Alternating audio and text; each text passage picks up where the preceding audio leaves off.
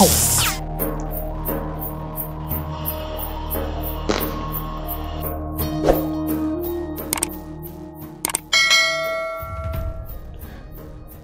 আলাইকুম। আমার কাছে দেখতে পাচ্ছ একটি ব্যাটারি। এটি হলো ডিসি পাওয়ারের উৎস এবং এটার ভোল্টেজ হলো 12.69 এবং সেই সাথে দেখতে পাচ্ছ একটি মাল্টিপ্লাগ আছে।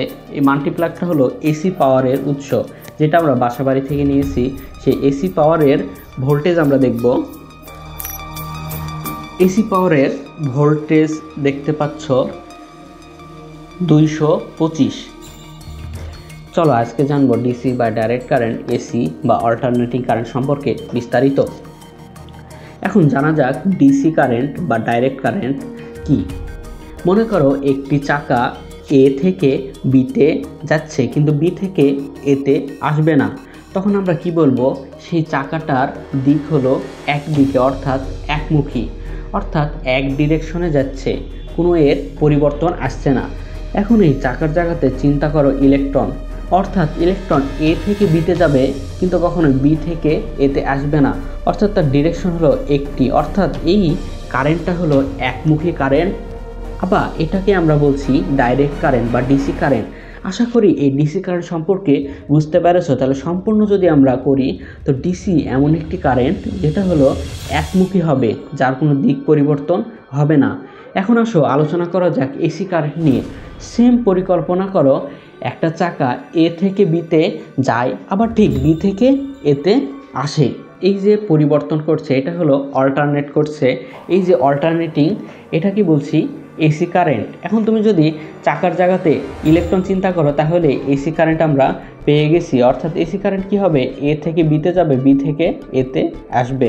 এখন কথা হলো যে এই পরিবর্তন সময়ের সাথে কতবার হয়, বা এই পরিবর্তন 1 সেকেন্ডে কতবার ঘটে। দেখো যে বাংলাদেশে এই পরিবর্তন 1 সেকেন্ডে 50 বার ঘটে এবং আমেরিকাতে 1 সেকেন্ডে 60 বার ঘটে। এটাই আমরা বলি বাংলাদেশের ফ্রিকোয়েন্সি হলো 50 এবং আমেরিকার ফ্রিকোয়েন্সি হলো 60 হার্জ। এটা হলো ডিসি পাওয়ার সোর্স এবং এই তারটা দেখতে পাচ্ছ, এটা হলো এসি পাওয়ার সোর্স। দেখো আমার কাছে একটা নিয়ন টেস্টার আছে। সেই টেস্টার যখন দিচ্ছি তখন দেখো এখানে একটা লাইট জ্বলে উঠছে, অর্থাৎ এখানে হলো এসি পাওয়ার উপস্থিত আছে।